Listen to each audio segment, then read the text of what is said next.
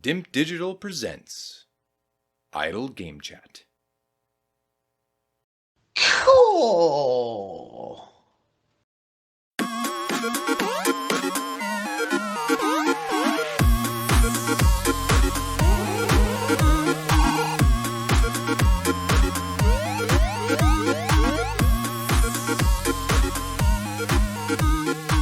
Hello, Apps here from Dimp Digital. Welcome to Idle Game Chat. This is the weekly video games podcast where we give our impressions of the games that you can play today and react to the wonderful and wacky world of video games. We're here every Monday on your favourite podcast app and YouTube, absolutely free. This week, I'm joined by a disgraced and dishonest Dimp Digital gaming quiz charlatan. It's Les Sheet. Right, Tom Adkins, like not Adcock. What's that? That sounds like a poo. Does it? Le sheet. The sheet. The sheet. I've just done one. Good. Won't be disturbed.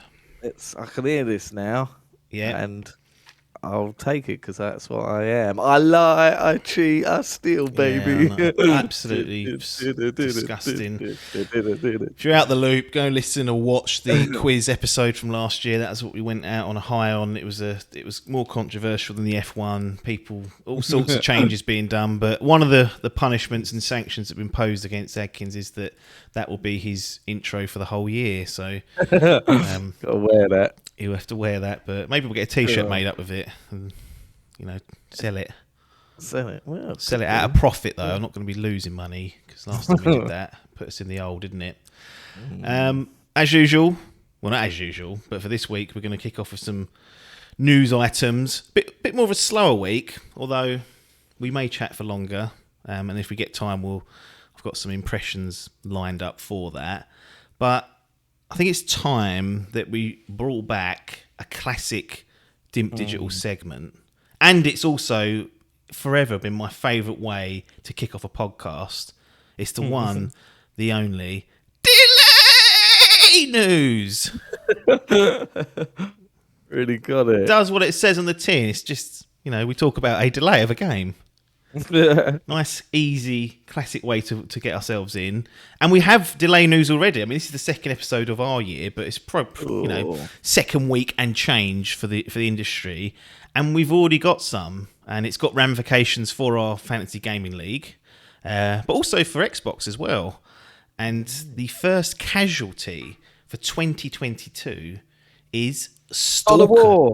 Well, that may be happening later on, but fortunately that's not come down the pipe yet. Fortunately it's not Horizon because we're getting close to that now. I feel like that's a lock, but it's still no gold yet, is there? No, there is no gold actually. That's only weeks out. Babylon's Fall has gone gold already, and that's not out for until March-ish. I'll have a look at exactly what's when it Horizon doing?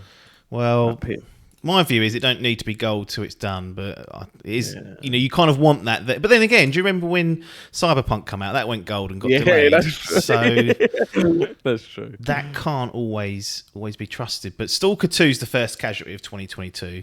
28th of April was the original date. Now it's the 8th of December. That's a big one.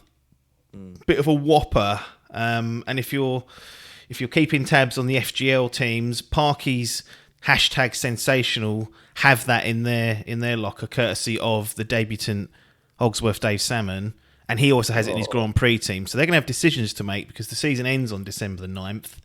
No need to panic just yet, but if I'm in either one of those teams, my impartial advice: keep an eye on it. Live service game where they do a review in progress. Well, it'll come out on the 10th. It's happened. It's happened, and it's cost people the results. But this was number 10 on our leaderboard of sorts. Cool, I think it snuck there by default. I think we had a bit of a struggle in the end to try and fill that out with 2022 stuff. But one of the kickers really is that this is an Xbox timed exclusive. Cool. I think it's only for like 3 or 4 months. Oh, is it? So really? yeah, not a major one. No. But still, would have been nice. The first one was on Game Pass, wasn't it? You know what? I think it's been PC only. Oh, was it really? It came out about 12 years ago. Oh, that's true. Yeah, It's fucking like old. like the Metro before Metro. Pretty much, yeah. That's kind of how I've always seen it as. It's that level. But yeah, the original was well old, and apparently nowadays, I never played it, but it's unplayable nowadays. You need it to be modded up, and it is on Xbox Series X and S though. So I don't know how that plays or what that is, but according to the Wikipedia's of World, it's sitting on there. So also revealed to be maybe it is playable in a good state. Oh, get it on there. What was there? There was some game I had a game on my wish list, and they've removed it now because it's something you can't play it. Oh, Lost Planet. Remember that game? Yeah. They did a PC version. They've just gone, nope, can't play it. There's something wrong with it. It's that fucking games for Windows to. Yeah. The Capcom have just gone, fucking get rid of it. Get rid of that old crap. I'm just checking if that's actually correct. I don't know if it is actually what I was just saying. There's a few games. Some of them so old. It's only on games. PC, Stalker, sorry. They were talking about Stalker 2. So PC only jobby. Try and get the correct answers. But yeah, mostly moddable. But really, I mean, this is this was at Xbox's E3 showcase last year. Yeah. And one of the big ones. One of the big ones got a nice little segment, saw a bit of gameplay. But for you personally, bitter blow or not too bothered? Could have give a toss, really. Right. Well, I gotta say, yeah. I mean, it looked nice. It did look nice from the trailers and Unreal stuff, Engine 5, apparently, so... Oh, hello. Leveraging. Now you're talking my language. But yeah, it's not one I've had an eye on, really. The fact it's coming to Game Pass makes me more interested in it, but you know how this brain works. I can't be playing the second game without playing that first, so get that modded. You need or game video is now going to be the new way. Really? You're going to impose that in? Well, be the posers. No, I don't know. So if it's unplayable or on a console, like what you've done before in the past, if it's on a console I don't own and can't be obtained, then that could be installed as a legitimate entry. I'd recommend it. Yeah, it's good just to catch up on a series, get the main plot point, see a bit about the game, and then walk away from it. An odd question I just want to throw at you, completely irrelevant, but stick with me. You know, you get them audio books. Kindle? No. Yeah, like Kindle or any Audible.com. Audible, yeah, Audible. You get audio books. Right. If you listened to a whole book on Audible, yeah, and then someone said, "Have you read this book?" Would you go, "Yep"? I'd say I listened to the audiobook of it and then let them decide whether they're going to spit at me or shake me hand. But I did. I listened to The Stand on audiobook. It's about 50 hours. Oh, it's much slower than you read. You don't realise how quick you read. Right. But obviously it has to be, it's been narrated and whatnot. And also what you'll find is you have to listen to it commuting in and sometimes at lunch. Your mind will start wandering. You'll be like... Right, fuck me, I've got to do that later. And then you're like, shit, I'm in the middle of a story and you keep rewinding the bastard. I do that reading. I'll read a page and get to the bottom and go, I ain't taking any of that in. Go back to the top. And let's go, I'll forget it. Just a question, so I suppose but then I suppose if you'd watched the game video, you would go, yeah, completed that. No, you wouldn't. Some people would lie and say they would, but yeah. I mean, this is a bit of a stinger to Xbox. I mean, they've lost something they were marketing fairly heavily, and it was coming to Game Pass day and date. It's a third-party game, so it's again that trend of getting non-Xbox affiliated stuff. Yeah, it didn't seem like that. It was a quiet one, but that Death's Door, they had that for like 3 months or something, and I was like, cool, this is like, it's getting really good reviews, and then like 2 months later, it was like, oh, it's coming to PlayStation now. Well, funny enough, I wanted to kind of use this delay news to springboard into a question for you, and it's around timed third-party exclusives, because you know it's a tactic that Sony have started to employ quite heavily. We've seen that with Final Fantasy VII Remake, for example. We're likely to see that with Knights of the Old Republic remake. And these are games that Sony aren't publishing necessarily. They're supporting them financially, but they are locking them down for a said period on their platform, saying, only on PlayStation and PC usually is the sort of compromise for a little while. But with Final Fantasy, that's only just come to PC, so that's another late one. What do you make of these third-party exclusives? I remember the first one, or at least I can remember, and this might not be the first one. It clearly isn't. I'm not a fucking oracle, but... The first one that made noise was, I think it was Rise of the Tomb Raider, the follow-up to the reboot. Yeah. And Xbox locked it down for a year, and everyone went, bah! You fucking bastard. That was a huge one to think, because I would put that as a PlayStation game. Like, always felt like it, didn't it? Yeah, always felt. That's what I used to play on my PlayStation, was Tomb Raider. I wonder why, you dirty bastard. Yeah. So I think... Yeah, I think you're right. Yeah, I think that probably was one of the first ones. I am kind of all for it, to be honest, because it helps me decide what to get a game on. No, you're right. I think if I've got now, because the line is so thin and it's so equal across the two generations now. Yeah, you got the quieter console versus the controller. Blah blah blah blah blah. But if I get a third party game, I am still just like, well, what do I want to play it on? What do I want to play it on? So if I get that, it helps Rodney to no end. So with that being said, I suppose, I think I am all for it. It doesn't seem fair, I suppose, for something like that, like Tomb Raider, that remake coming back, and everyone was like, cool, here we go, this is it. So the PlayStation fans were like, fucking yes, can't wait for the sequel. And then when they find out, so if I was a person that had one console... This is it, yeah. I mean, we have to say that we've got both the new consoles, a Switch, and a PC that can run games as well. So we're in what I would perceive to be a very enthusiast bubble here, where we have this dilemma. It's like, what do we play it on? Yeah. And some people are like, well, I can't be playing that. But the thing is, one day they usually will be able to. So it's not forever. No. And I kind of agree. Someone in that enthusiast bubble who has potentially 4 platforms to play a game on, if I wanted to choose that, it does help. And it also just helps with the justification for having, an Xbox and a PlayStation, for example. If I chose one of these, I would have been missing out on this, and this. And I know it's not a typical way people operate, because it's mad to have all that tech sitting there. We talk about the dust being collected on them for months at end, and that's the price we pay, not just of our wallets. But I tend to personally kind of favour it. If it helps, I mean, there's no way of measuring this, but if it helps a game get over the line, this extra cash, if it helps make the game better, they can use the money for more resource, etc. Again, I'm kind of all for that. But go on. I'd like to say it's always worked in my favour and worked out well, but as you know, and I infamously know, that I once made a lovely purchase of the Avengers Marvel game. And that was a decision based on being promised an exclusive character that would then one Spider-Man. And then we got that Spider-Man, and to be honest, I would like to slap Jim for that promise.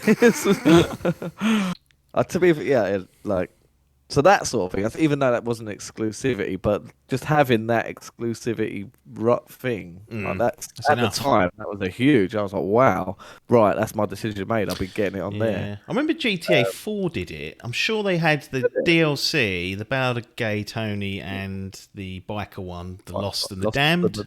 Pulled that out of my arse. I think that was a timed exclusive on Xbox for a while. And at that point, 360 era, I was in on the 360, and I was like, sweet, I ain't got to worry about that. Blimey. Mass Effect was, but that was quite a long time, wasn't it? Yeah. Mass Effect 2 or 1? I think 2 might have made it on both of them, but 1 never came to PS3. Oh, did it not at all? Nah. Cool. So that remaster's the first time ever for PlayStation? I think so, yeah. I think the first time you can play the original. Could be wrong. Correct us in the comments. Yeah. If you need to. But But yeah, what are you then? So you are? Well, I am, but I also appreciate it's frustrating for people that either don't want to buy a load of kit or, can't afford to, whatever the reason might be, or just think it's silly, which it is, the biffs of society. But then, you kind of have to make your choices based on how much you're going to use it. Not most people aren't like us. It helps us out. And again, if the finances are to help the game long term, I'm all for that. I don't personally. I think it'd be great if every game was on every platform. Yeah, I mean, what a world that would be in, but it's just not how things work. So you kind of have to be realistic and not overly offended by it.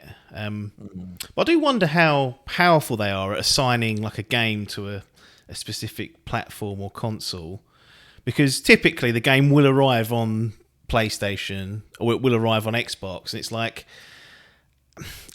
for example, and there's rumours going around that that Final Fantasy VII Remake might never come to Xbox, but they just live in a world where it happens in the next year or so. Is Xbox any weaker because it doesn't have Final Fantasy VII Remake at the moment?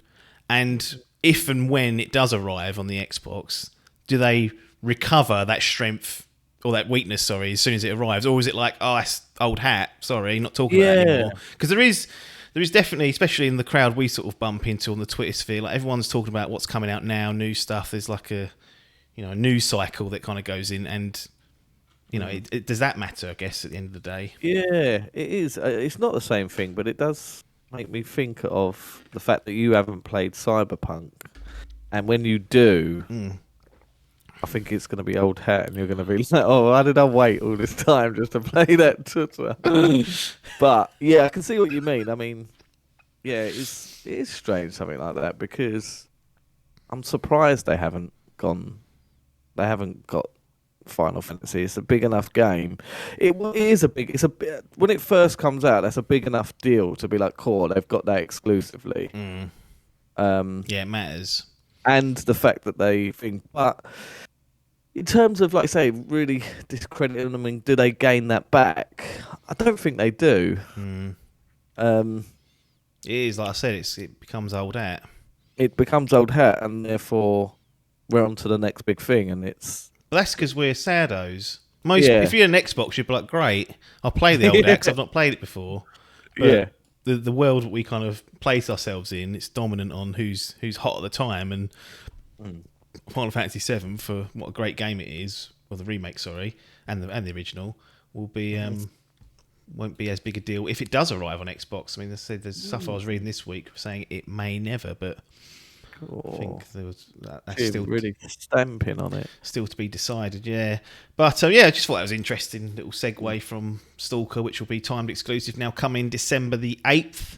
Got a nice delay on that. So that would just carry on their thing. It'll be 3 months from there. So you could be in a situation where it's it arrives in 2022 on the Xbox, and then 2023 Sony people can get it on the PlayStation, etc.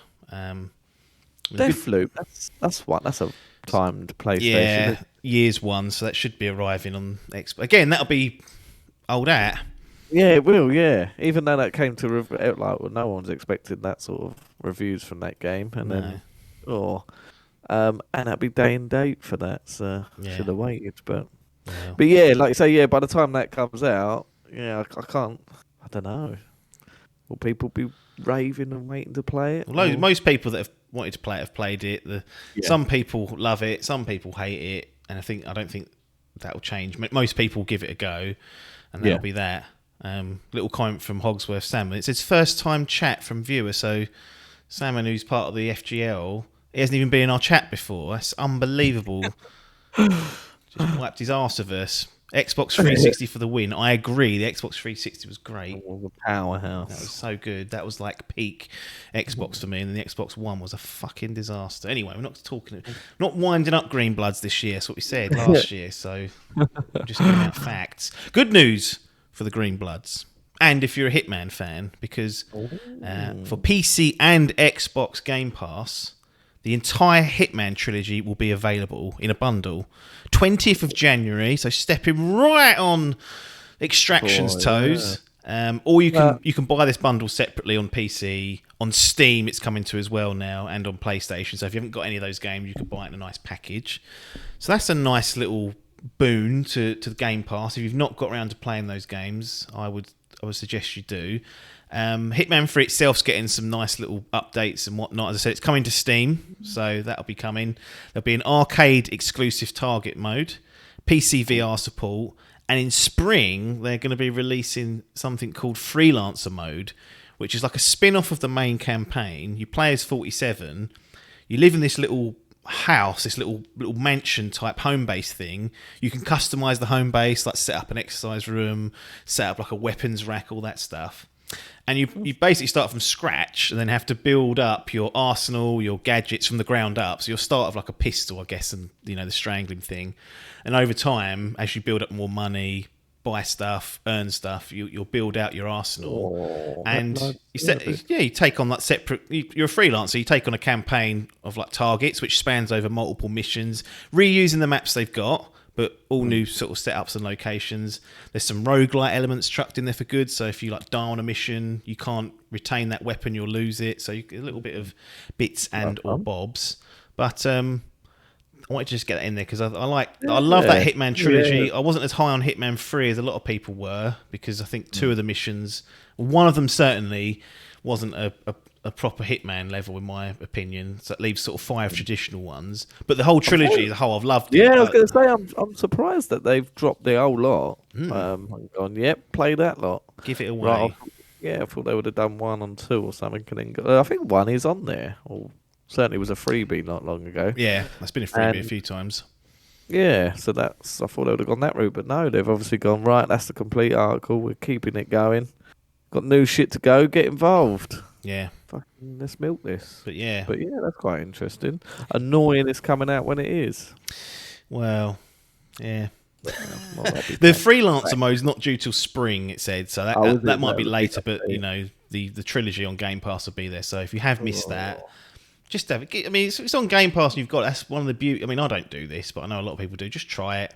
If you don't like it, walk away from it. I did that with that fucking cloud thing the other week. What's that? Just literally trying games. I was like, cool. Right. You got to watch those. Your profiles be littered with like 1% games if you're not careful. 0% and then deleted them all.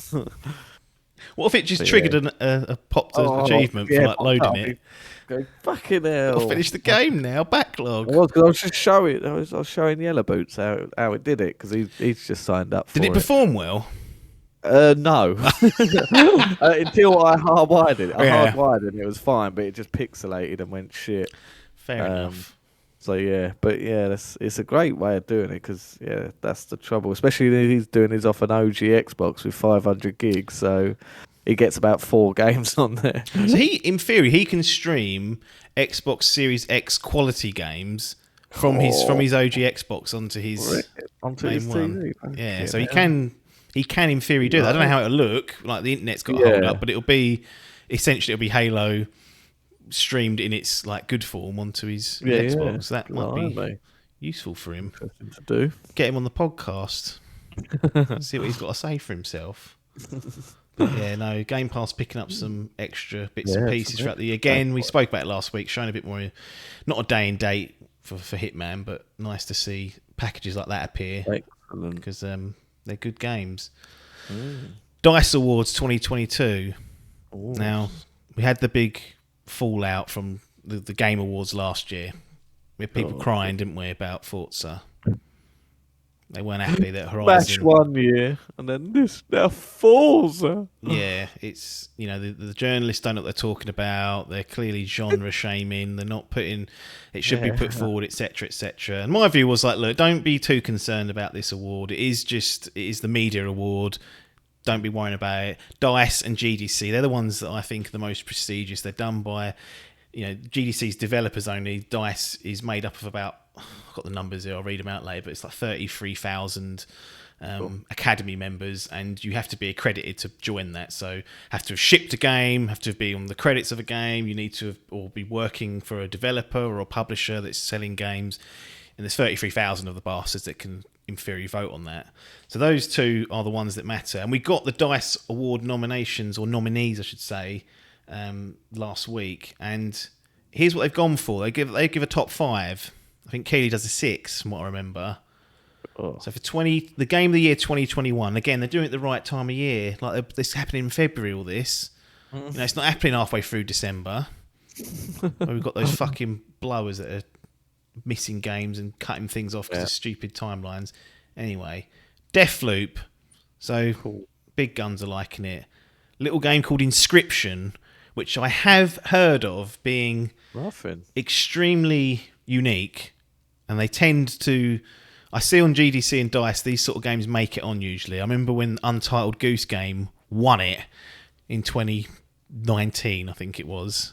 So they do tend to lean on some of these, maybe the more unique games that are doing something completely different. But it's supposed to be one of those games that you don't look up what exactly it is. You just kind of take the plunge and just go on the ride. So it's on my radar. It's been on my radar. Okay, ain't interested. Through Underground Chatter. But that's given it a bit more of a spotlight. It Takes Two. So that's made it. That's the Game Awards Game of the Year. Ratchet & Clank Rift Apart and Returnal. Oh. No Forza Horizon 5. Chucked it in the bin already. Well, I mean, Metroid. No Metroid, yeah. Oh. And that's the Academy saying it at last. At last. I mean, what we do. So look, that's the state of play. That's what it is. I mean, I was told consistently that the journos don't know what they're talking about. Forza should be on there. It deserves to be on there. And you've got an academy base here of actual people who've made stuff and done the stuff in the industry, and it's not making it. So maybe the Forza fucking fanboys need to just realise, and look, it's a wind people up. And I said I wouldn't do it, but it is just a car game. So cool. That's sick, isn't it? No, it's cruel. But the thing I wanted to mainly talk about was that, there's 5 games on there.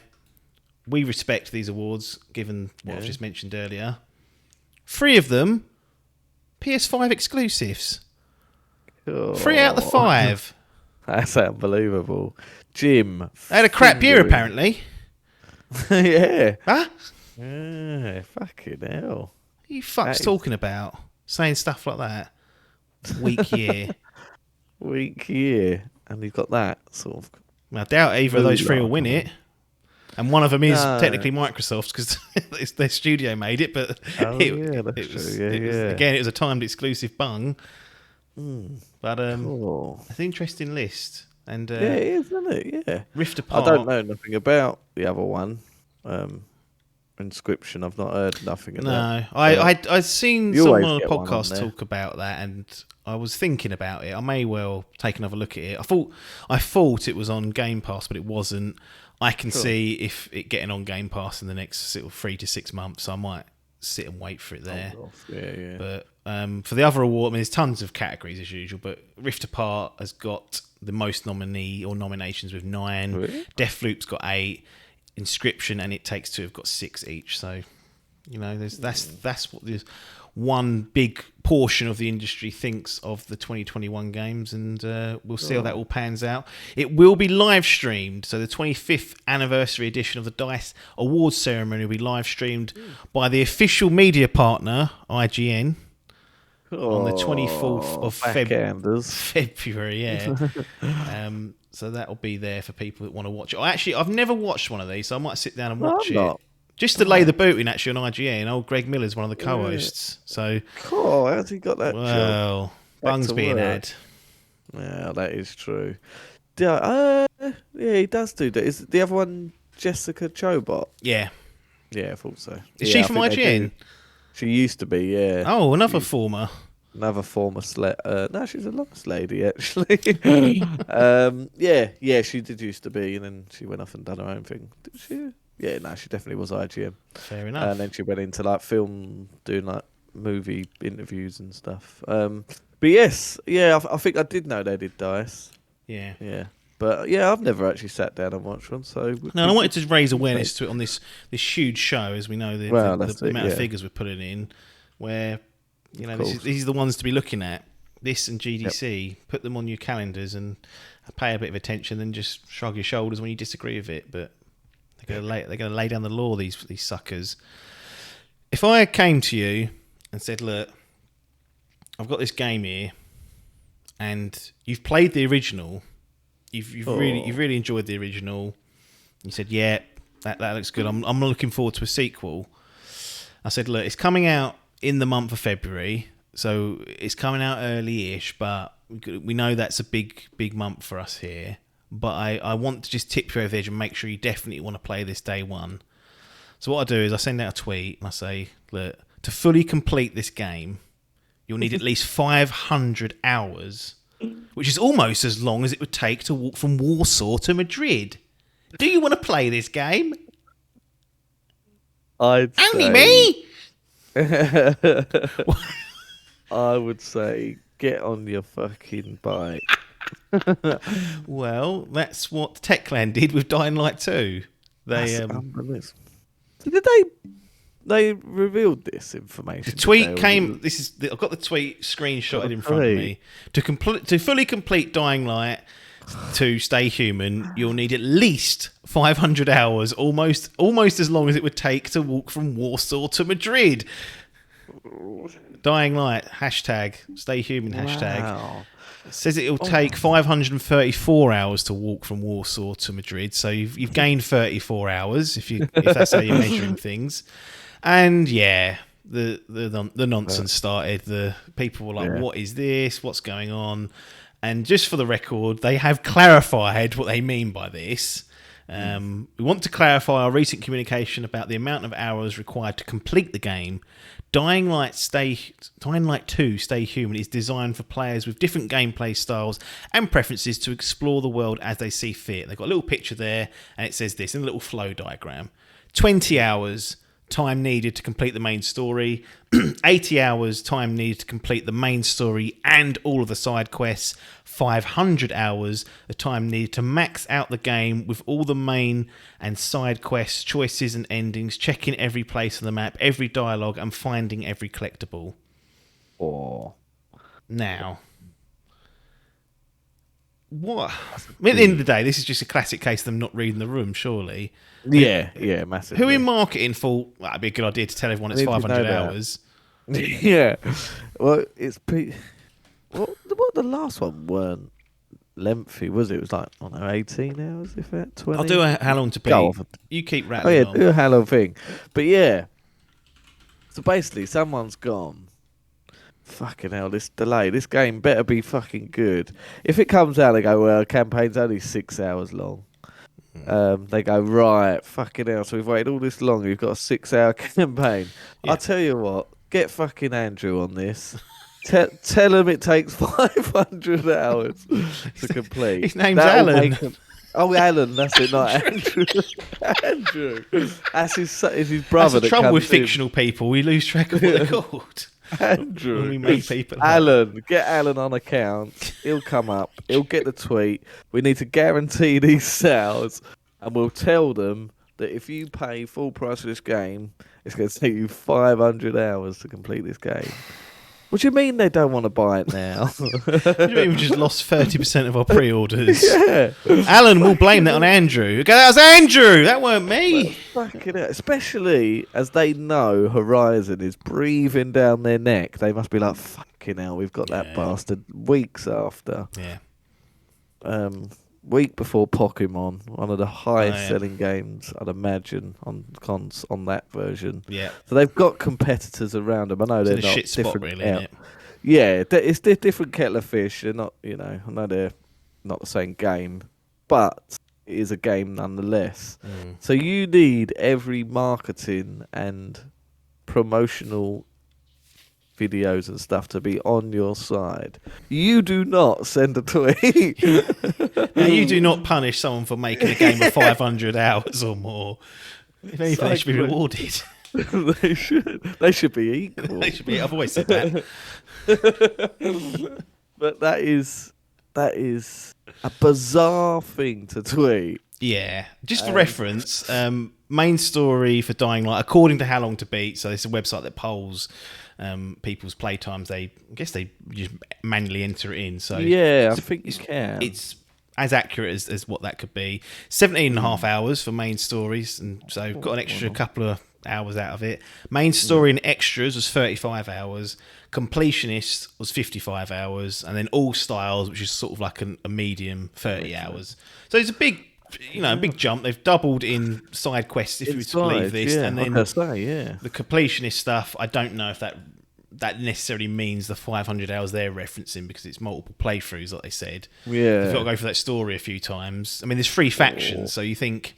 Yeah, probably 3 playthroughs minimum to get all their different endings. That's almost 100 hours of the way you're looking at it. Well, I suppose with Witcher, if you used to do this with Witcher, fucking complete clear down, doing everything, that's got to be over 500 hours at least. You know what? Maybe it is to do, because there's 3 endings to that. There are multiple endings to each of the side quests, at least 2 usually. There are dozens of side quests. You're right. You're absolutely right. And then they're saying on their dialogue choices as well. Do you think how much dialogue's in The Witcher where you have a... Yeah, fucking hell. Of course, you got 3 or 4 options at least. Yeah. So yeah. Then these Polish CDPD run on the wrong side of the town. Yeah. They ain't ever going to go, right, it's 1,000 hours long. No, we'll just release half a game. It's a fact. Bug to fuck. Yeah, that's true. Fuck me. It's weird that they just sent that out with no context. Context at all. It should have been the thing I'm looking at now, which they sent on January the 10th. That's what they should have sent out, and then people would have been like, "Oh, okay." They'd be like, "Wow, that's a big extension," but that's clearly for the absolute hardcore of the hardcore. Just to say, it will take 500 hours to see to get through it all, and then sort of be smiling at it with like a shit-eating grin, going, "Yeah, 500 hours. You've all got time for that." Oh yeah, because even all the media's just grabbed that, and that was the headline for it. Like again, no context, and it just was Dying Light 2 is 500 hours long. Yeah, I mean, fucking hell. What do you think of that? Media likes are essentially paid to critique games, amongst other things. I know they do like hosting and things like that. So it's not just sitting there playing games, but the gig is you play video games, you give your opinion about it. That's what you get paid. That's your job. That's your job, isn't it? But that no strengths, I don't think. Under weakness is you've got hours spent. Funny.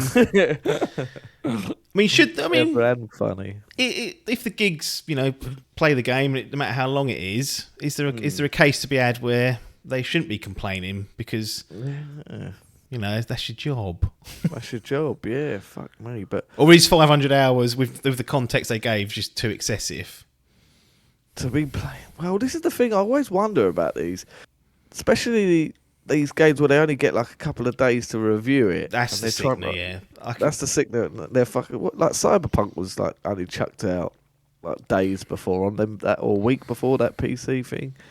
Yeah. And there's people just absolutely rushing, fucking breaknecking it to get through. Yeah. That is a complete different experience to when you're playing. Yep. Playing for a game, if you know that you're playing this game for 500 hours, imagine that's kind of all what we played of fucking Monster Hunter times 5, and then at the same time you're critiquing and reviewing this. It's going to have a mental strain on it, isn't there? There is. I think the system itself is a bit balked in that the people playing these aren't playing them in a natural way. And I'm sure I've said this before, but that's just I don't think that's the best way to formulate an opinion. And I know there is no other option because they are essentially given at most a week usually to do these games, sometimes a few days, and that's the gig. But then I think some outlets should just not worry about the embargo too much. No. I know that's suicide for a lot of them because they get the traffic. It has to be there on the day, on the dot, etc., etc. But I don't think it feeds in particularly good opinions. Easy Allies, they didn't see much of them this year actually. No, they're still around. They actually don't all. I mean, most of the big stuff will normally hit embargo for them. That's what I was going to say. Yeah, but some don't. Their reviews, a lot of their reviews come like days after and week or. And I kind of appreciate and respect that about them because it's not natural to sit there and pump through a game, in 2 nights and then immediately write a long-winded essay essentially and cut up a video and do that because now everything's video related, has to go into a production line, it's got to be edited, spliced together. They've got to finish it even earlier to get it into that workflow. It just always. I think there's no way you can have a proper opinion because I've come away from games and been like, or core, left it 2-3 days, mulled it over and gone, well, actually, I've got a slightly different outlook on that, or a slightly different opinion. And they don't have that luxury. I mean, they do, but I guess realistically, they don't. And I find just discussing a game. So you get you're forming your own opinion of it and what you felt, and then when you discuss it with someone else, like a game like with you or something, and you'll tell me your view on it, and then you when you start mulling over, you're not like influenced by it, but you just sort of listen to that different perspective, and you're like, oh, okay, so you saw it as that, yeah. Okay. And then I think that sometimes can change. I say not too much, poisoning. No, there is definitely. You certainly are more open rather than just sort of like, right, this is my view, this is what I think of it. And like I say, it's sort of just that it sits there and nurtures and fucking festers up with you for a couple of days. Yeah, and there's even things like you might say, the game didn't, or I might say, the game didn't explain this. Like, I couldn't do this particular ability. I didn't find it out till halfway through the game. And you'd be like, they said that in the first 5 minutes. You must have missed it. And I'm like, oh, well. Yeah. That's I something like that. Something easily. I had something feeling that something like that happened recently. But that's easily could happen, couldn't it? So I've seen reviews where and they're probably not literally doing it this way. They've said, I've literally just finished playing X game. Here's my opinion. I'm like, how? How immediately are you computing this? Yeah. That does seem too excessive.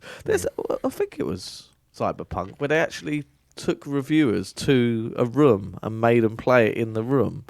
So and then they had to give their review at the end of it. Oh. I don't know if it was Cyberpunk. No, I know there used to be. I know just from listening to like people in the industry with podcasts, what they like Call of Duty would do like an event. You'd invite like a few dozen influencers, media types along. Stuff, yeah. They go, here's 2-3 days. They put them up in a nice hotel, bar there, all that stuff. They play for the campaign. Then they put them all on like a LAN so they can try out all the multiplayer modes. And that, again, that's not a natural way to experiencing things. No. Like, you've got the best connection possible for the internet, so any sort of netcode stuff might not matter as much, and you're being plied with a beautiful hotel and perhaps the odd drink. And it's just not. I just don't think it's a natural way to play games or a natural environment. So therefore, your opinion will be slightly skewed. Not dismissing them completely. I still think they're useful. Just that people need to recognise that. But Digital is the true review company. Well, if we ever do any fucking reviews at this rate, we've put feet up on these fucking news articles. Just slag others off for doing it. Don't put our necks on the block. Back to Techland and Dying Light 2 Stay Human. Does this sort of, someone's put their foot in it here, and it's clearly it's not been a good week or so for them. Does this raise any red flags for you about the game itself, or is it just bad comms, misunderstanding? Let's walk away from it and not worry too much. It is a bit of bad comms, but it does also stick a red flag just in terms of like that. Just that Bloatville, USA. Yeah, Bloatville, basically. If I know, I'd much rather go into a game and not knowing, and then sort of find out after. Well, not find out, but sort of go, fucking hell, this is taking long. Right, if I know that game like that now, and I know that's at least right. It's not far. I'm not going to play it to the 500 hours, but even did we when we played it, I feel like me and you tried to clear down every side quest. I think we got pretty far. I think we did all the. I think we did all the side quests. Yeah, we did. So if I now know that's 80 hours, I was like, all right, okay, I haven't got to do that to, before I play Horizon or anything. Well, I have. But one at a time or not at all. Yeah. So. Yeah, it does stick a little bit of a red flag with me, just in terms of time and stuff. So I know that I don't have long. I haven't been playing games long on this earth. Yeah, I have about a week to get this done. So, it does stick a little red flag because I definitely favour a shorter game now. Just in terms of my attention span and availability. Right, yeah, you sound like those fucking journos we're just slagging off. Give me a 5 hour game. I'll tell you what, mate, I played through that Stanley Parable. It took me about 2 hours. It was the best thing ever. Give me that. Give me Last of Us Part 2 in 2 hours. Yeah. But no, No, I do love a nice long game that I can get stuck into, but when I haven't got cock up arse and games coming out.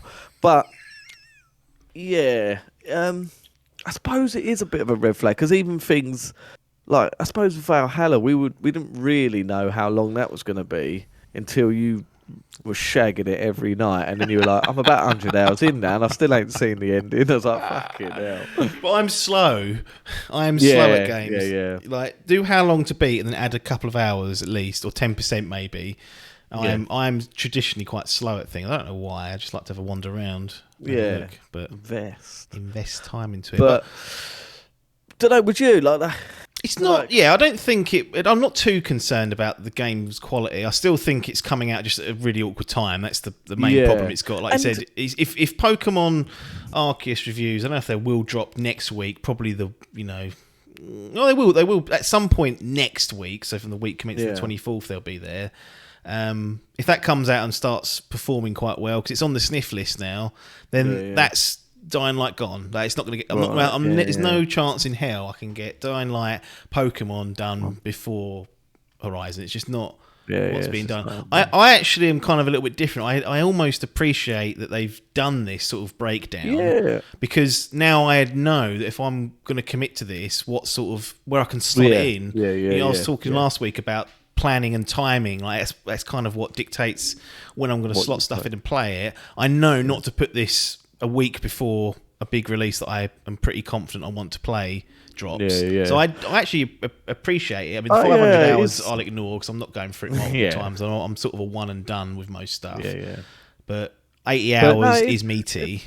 And the more I think about it, the more weird it seems for them to drop a tweet like this. It's very rare that a games company would promote the length of their game unless it's, and I think Game Informer used to do like an interview with the developer or the director, and sometimes they sort of ask that question, how long is it? But something as big as Red Dead 2, if they would have come out and gone, oh yeah, you're going to be playing this for about 90 hours each. Like, I don't know, I feel like that would have put a lot of casual gamers off. Like, you know. That was 100 odd hours I spent in that.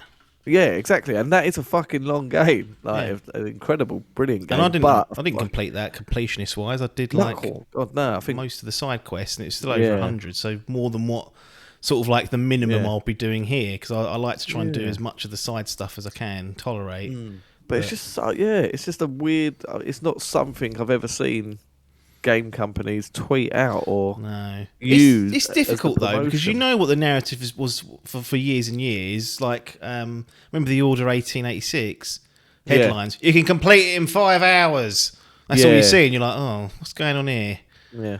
Well, every what's it called? Campaign that gets bolted on. It's a bolt on. Like every 3 hour fucking COD campaign or Battlefield campaign. That it's just throwaway because it's 5 hours long.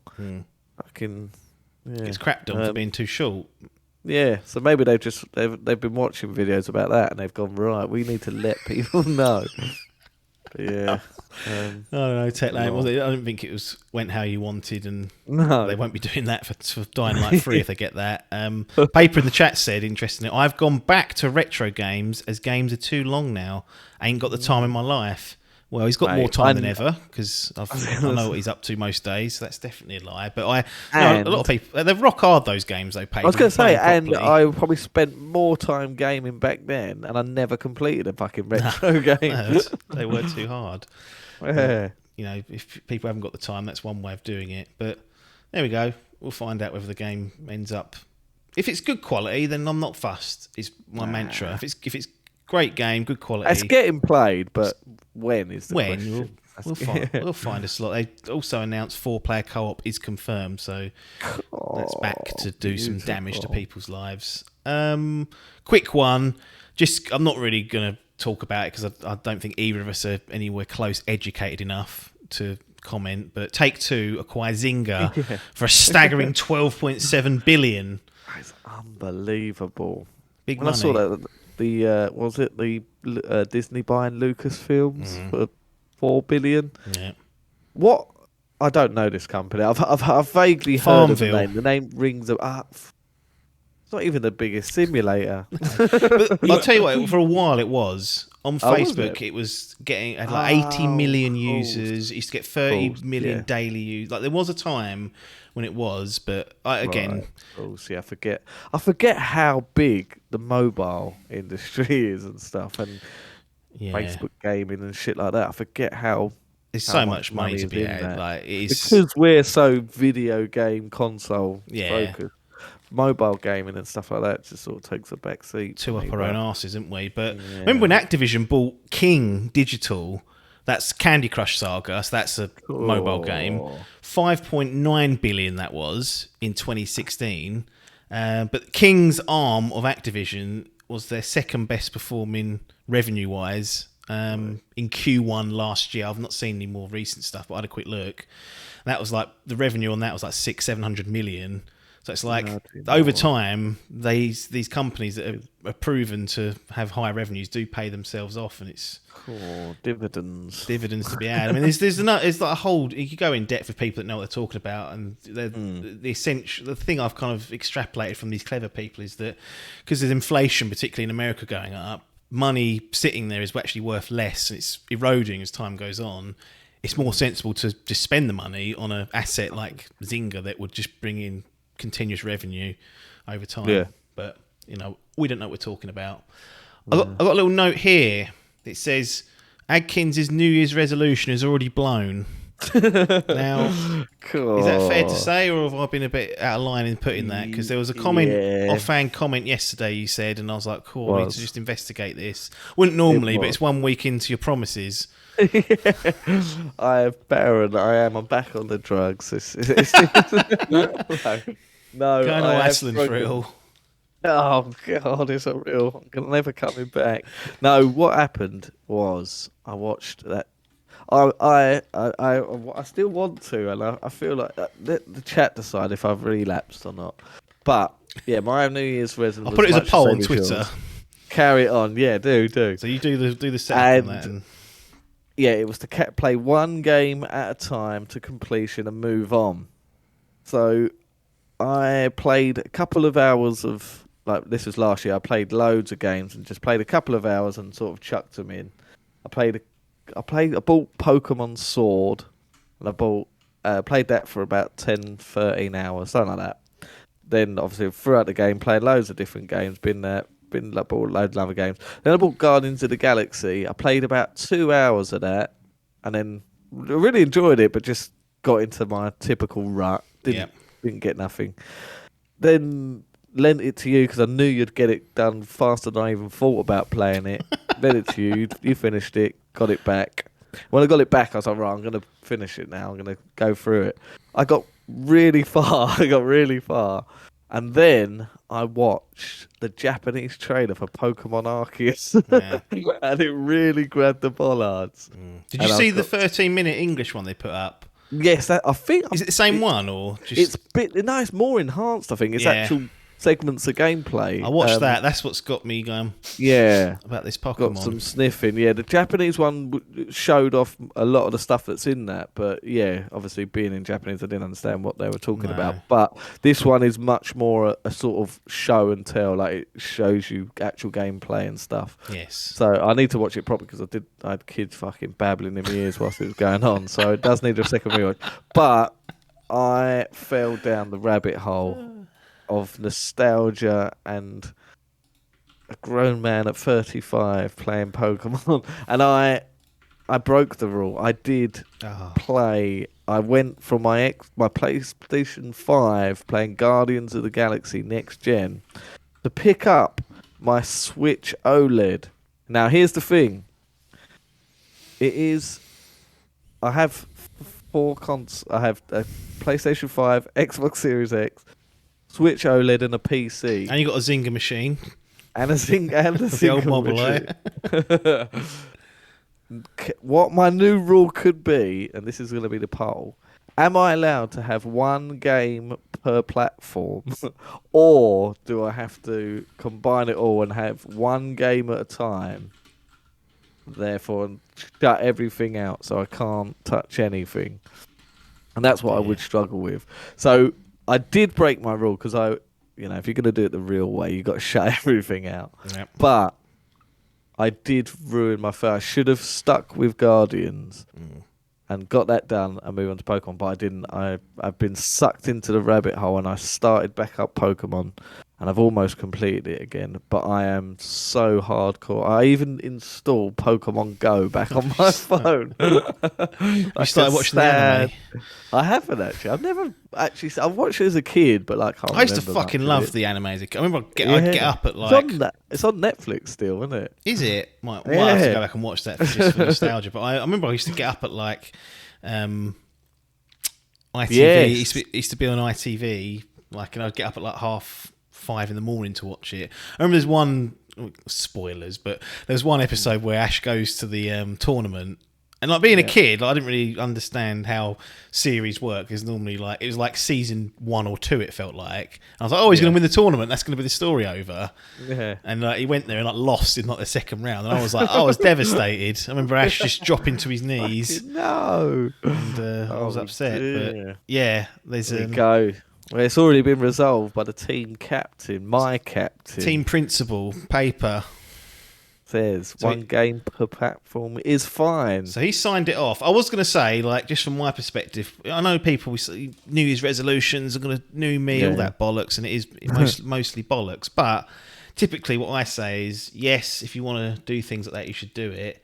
But give yourself the month of January as an adjustment period. Right, yeah. Start putting things into place, see if they're working. If they're not, you change things, be flexible. And this I feel like it's a bit of it's a heavy flex because you could have 4 games at once, Adkins. Yeah, that is true. That could cost you, but it is your life at the end of the day, despite my best endeavours to take it over. And using January as a month to try things is the way to do it. Because if you can't commit to it, well, we'll be taking further action. Well, I haven't started anything. It is finishing off. It's finishing off Old Turt, yeah. Old Turt, get them done. And I reckon I'll get the pair of them done. Yeah, and then move on. But yeah, it is a shame because it's annoying. Like normally, if it was something if I did the Biff route and was like, cut it out and go, no, sick of it, never to play it again. Yeah. Then that would be more understandable than if I'd gone to Gardens halfway through and think, nah, this ain't for me. Move on to Pokemon. But I'm enjoying this. But I just got so sucked into that trailer, and I was like, then the brain starts fucking playing up. Oh, Rodney. Yeah. He goes, well, you can't buy the new one until you finish that one. Bloody prequel. I know the story's got nothing to do with it, but my Rodney brain will just go, yeah, but once the new game... Did you play the remaster of Black and White then? No, you bloody... Nah. But the brain won't let me play anything. It won't. If I've got an older game of that franchise, it has to be finished. So... yeah, so I'm balls deep. I am pokey balls deep. Well, hopefully you can share some impressions at some point. And Sword did Paper played Sword for quite. Paper a bit, got to the. He reckons he got to the last gym and then stopped. God, Done the cardinal biffs in, getting like touching distance of finishing it and walked away from it. The Assassin's Creed Origin. Yeah, unbelievable. Oh, we are running pressed for time, but we've again flexible with that. But I don't want to rabble on too much. But I did say at the top of the show we'll do some game impressions. Yeah. So I wanted to get what I could perceive to be a reasonably small one out the way. It is the Gears 5 Hive Busters DLC, which I played through over the last week or so. Let's try this. I'm going to give it a 7.5. Oh, and then, straight at the bat. And then hopefully what I say, with that in mind... New year, new way, you said. Well, we'll see. Again, January, innit? If it goes down like a bomb, we flex it and bin it off for February. And for reference, I gave Gears 5 a 7.5 as well, which some people will say is a bit low. I think you might have done as well. We had some issues with the saving, and I lost checkpoint and progress, and then I couldn't update my fucking bot for a while. We just had issues with it. I think we played it in the early access as well, and I think that may well have been part of it, but that's what kind of stung it for me. Hive Busters is on Game Pass, so it's one of the few sort of DLC editions that is available as part of that subscription, no further payment. If you haven't got Game Pass, or if you've got Gears 5 on Steam, or you want to play it, this is tabled at £15.99, 16 UK pounds in real money. But as I said, Game Pass I just jumped on. I've been meaning to play it. It came out in 2020, I think, back end of that. Was it really? So I hadn't booted up Gears 5 for, God, close to when it released. Like, I remember we played one night and done the Horde mode, run through that once. I think you may have attended that. Yeah, I think I did. Yeah, but yes, I did. Yeah. I've had it downloaded since I've had the Series X and booted it up. And first of all, the game hadn't installed half of what the game is. Like the main campaign wasn't there. The multiplayer was there. Hive Busters wasn't there. And I had to manually go into the game and trigger these downloads. And I was a bit annoyed by that because I was kind of like, why is it not just installed just the old lot? Everything? Anyway, it cost me a few hours. Wasn't too happy with it. Before I did that, though, I booted up the game and I was presented with just reams of shit. Reams of just trash. New escape variations, how to convert cards into coins, we're changing this, here's this to buy, here's this skin, here's this week's XP fucking potion booster cunt. Honestly, I'm not even joking, it was about 12 screens of garbage I had to get through. And I was like, good lord, what have they done to Gears of War? Yeah, live service Gears giving you updates. So that was annoying. That was annoying. I can see it's nice that they do it in terms of someone who, like me, hasn't played it for so long. If you're looking for that information, but to bombard you when you first boot it up and not to, it should be a clear all button. Yeah, it was it's not the end of the world, but it was eye opening. Like just to see this change from a series that had multiplayer elements to it, of course, but it had a nice campaign. But seeing it in this live service kind of new way, like what it's morphed into, I was a bit like, oh fucking hell, this is horrible. And every time I logged on subsequently, it kept reminding me that this weekend was double XP boost, or last weekend was, or this is coming up. Only one screen, but still every single time it was like, even when I finished the campaign, it popped up and said, reminder, double XP ends on this date, and I was like, piss off. With that aside, because that's not to do with Hive Busters. So Hive Busters is a bit more of a traditional Gears campaign. So in Gears 5, they done the interesting sort of change where had some open world elements, didn't it? Had that little hub world that you'd go, you ski around on. There was side quests, there was collectibles you could go and choose to find. This doesn't do that. It does away with that. So it's linear paths, traditional, has collectibles on your route, but you're going from A to B, fighting, going on to the next chapter, etc. Took me about 4 hours to complete or to finish. How long to beat has it? Closer to sort of 3. So again, that extra hour for me being slow or whatnot is probably what's done that. And overall, it's all right. It's pretty good. Pretty good. Is this something to do with another one, that escape mode? It's the character now, because I never played that. When it came out, so I didn't. I had no backstory or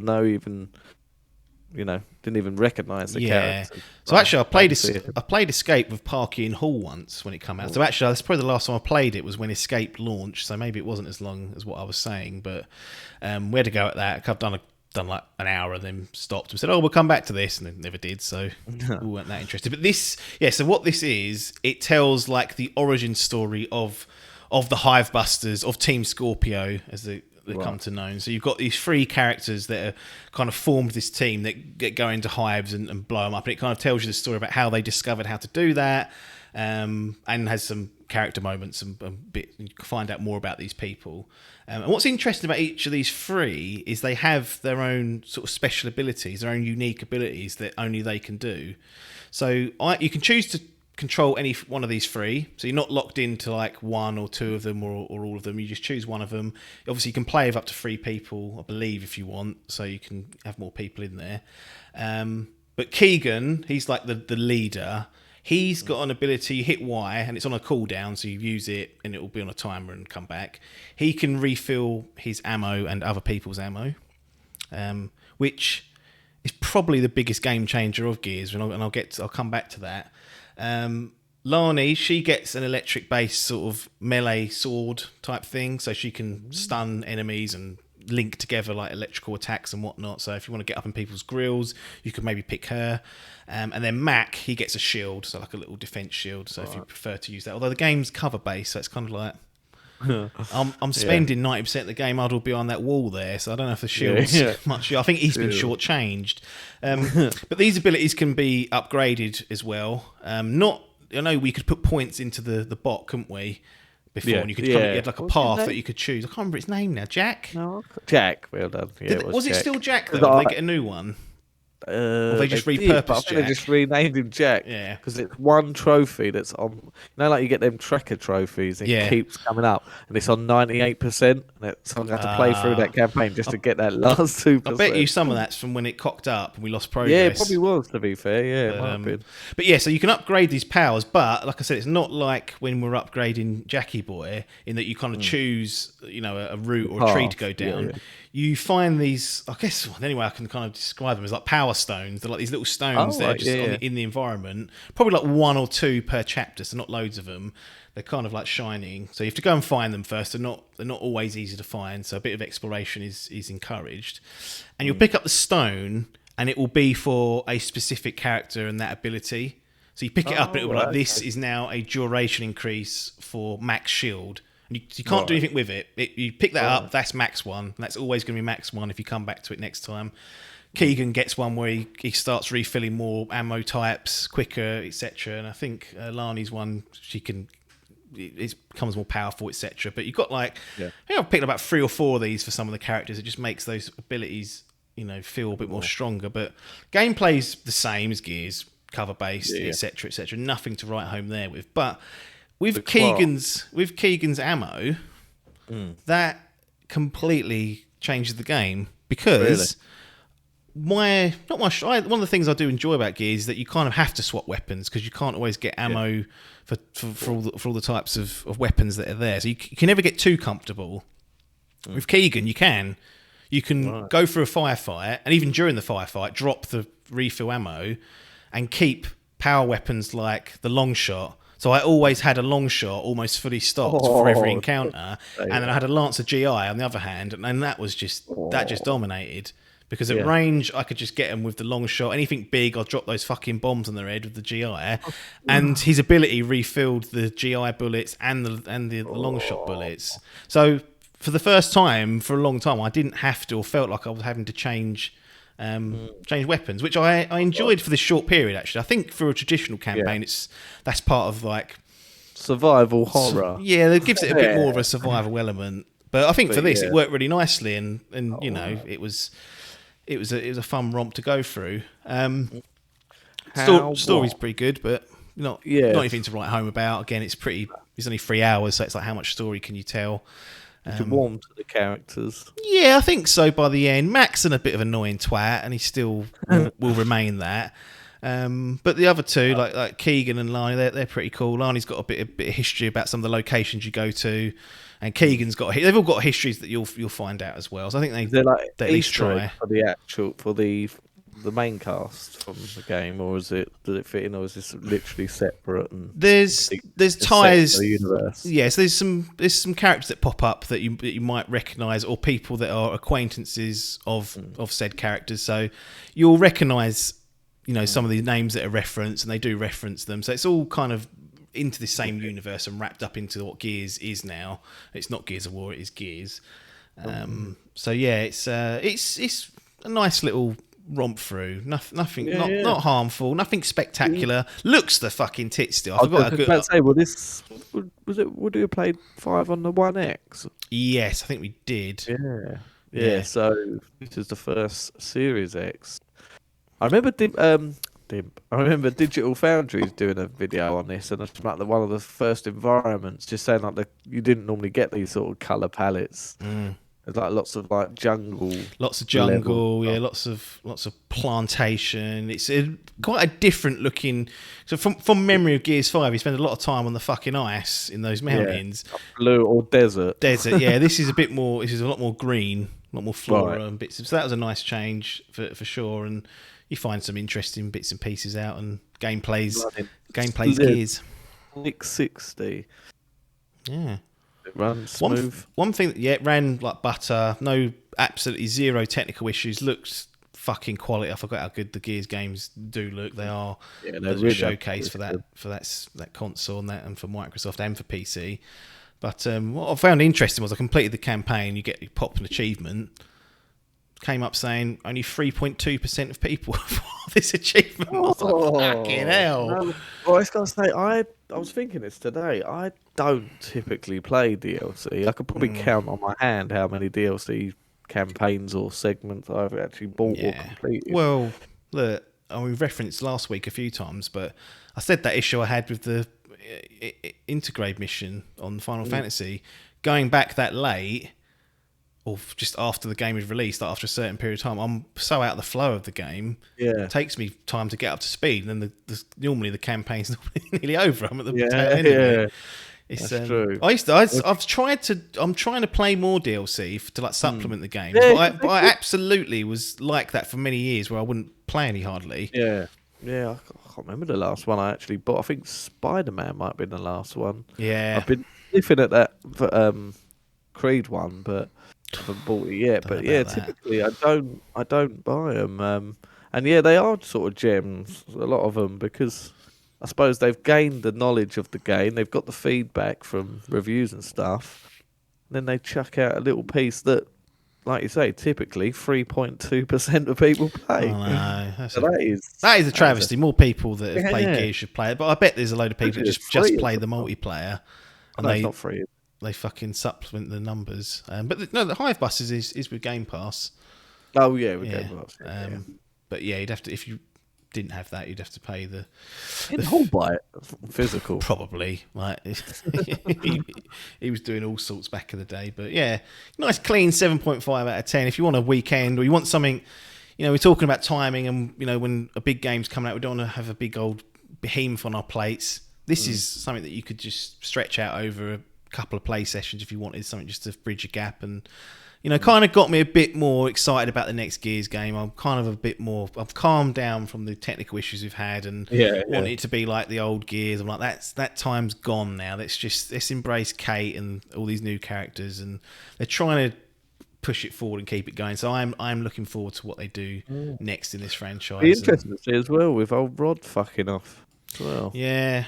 Where's he gone? Did he end up at Blizzard in the end, or Activision? Yeah, he's doing Diablo 4. So that's going to turn into a shit house instead. Well, normally they get him in, don't they? Because the games are shit houses and they need it shipped. Yeah, so he's there to get out the fucking doorway. So that might have a chance now. But any other questions for Hive Busters? No. I can't think of anything. Music was all... Yeah, standard stuff. It's Gears. You didn't dabble in the multiplayer, not that it's anything to do with Hive Busters. No, I didn't know. Campaign and the Horde for me was always like at its peak with Gears of War 2. The escape mode is somewhat interesting. Like you start in the middle of an enemy base, and you have to get out within a certain amount of time. There's like a rush through, so it kind of gives a different dynamic to it, and that's a cooperative experience for people that want to do that. Standard multiplayer Gears I've never been into. I've just struggled to be competitive, and as we always say, competitive multiplayer is not really our bag, or not my bag I should say. I won't speak for you. But no, I didn't, and I don't have any desire to. I'm quite happy to have just played Hive Busters and then sit and wait till they bring out the next bits and pieces for Gears. Take that off your fucking hard drive now, because it's about 140 gig with everything.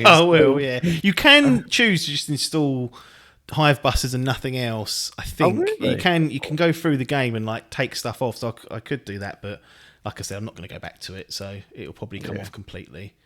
But excellent. That's good. Another one in the fucking archives. That's it. Done. Another idle game chat in the books. Hope you guys enjoyed that as much as we did.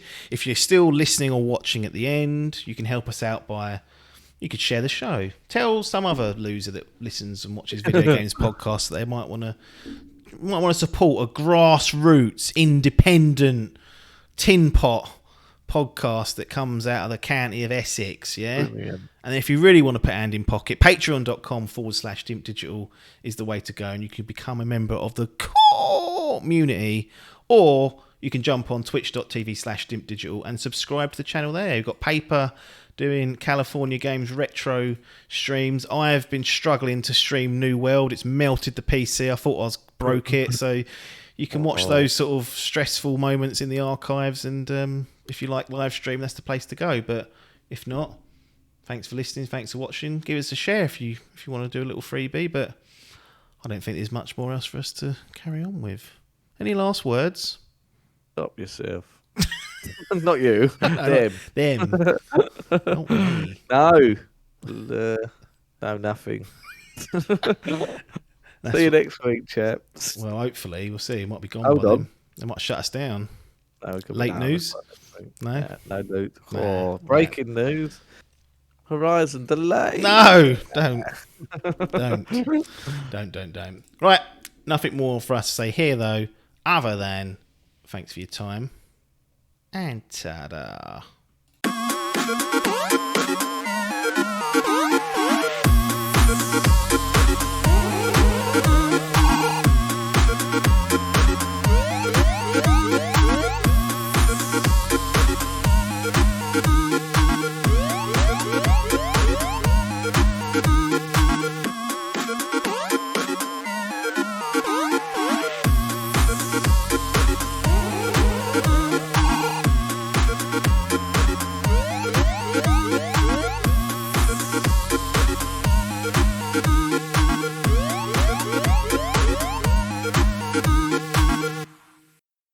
This was a Dimp Digital production.